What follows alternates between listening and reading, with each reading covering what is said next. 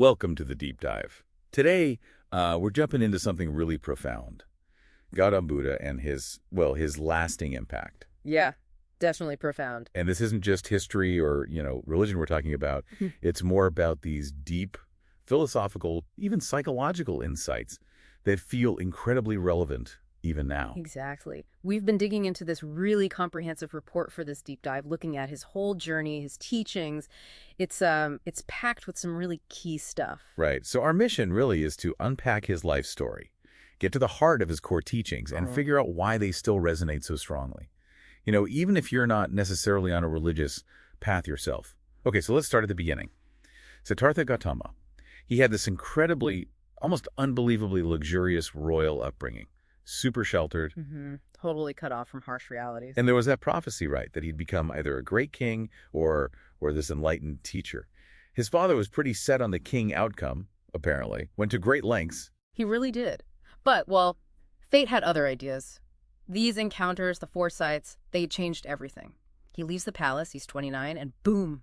He sees an old man, then a sick person, then a dead body. Things he literally never encountered before. Exactly. And then the fourth sight, this calm, wandering ascetic, and seeing that range of human experience, especially the suffering and then the peace of the ascetic, it just hit him hard. Yeah. Led to what's called the Great Renunciation. He just walks away from it all. Royalty, family, wealth, just leaves to seek answers. Imagine that conviction. It's pretty staggering. But here's where it gets really interesting, I think.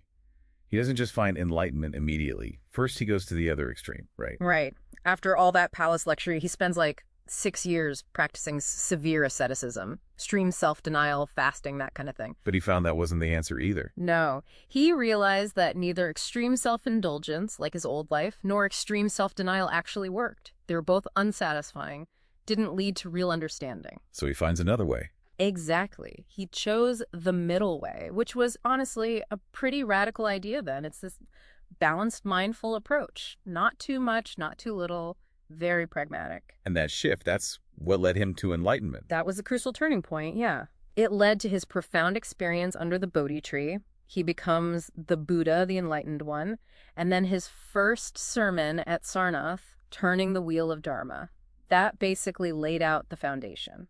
Like the blueprint for everything that followed. Okay, so he found his path. What did he then teach? What were these core truths? Well, the foundation is really the Four Noble Truths. You can think of it almost like a doctor's diagnosis, Okay. First, the truth of suffering dukkha. And that's not just physical pain. It's this deeper sense of like unsatisfactoriness, disease with existence itself. A fundamental part of being human, basically. Pretty much. Then second, he identifies the origin, the cause.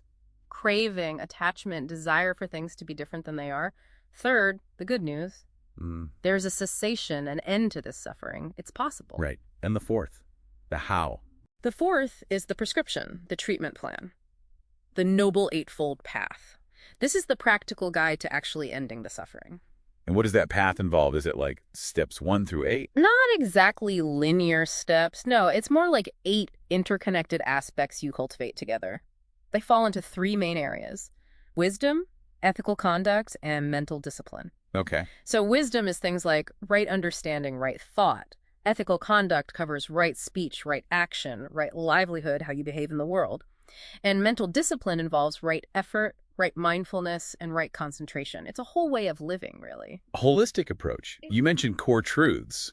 There's another really big one, isn't there? This idea of anatta, non-self. Yeah. That sounds, pretty mind-bending. It is, and it's often misunderstood. Anatta doesn't mean you vanish or don't exist. It's more subtle.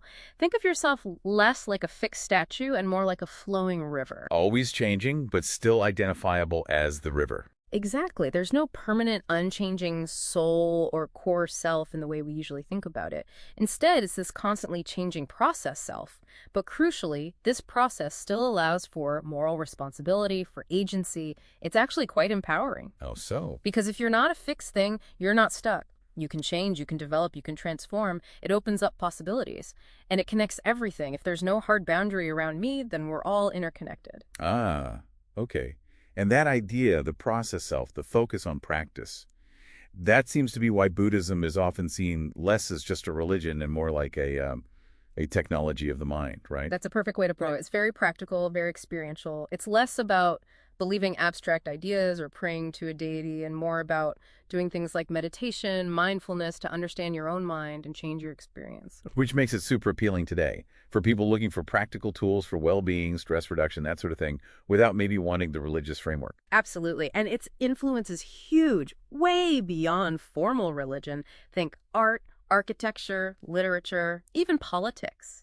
Emperor Ashoka's support was massive for spreading these ideas way back when. Right. And today, its biggest impact might be on modern psychology, mindfulness, cognitive therapy techniques.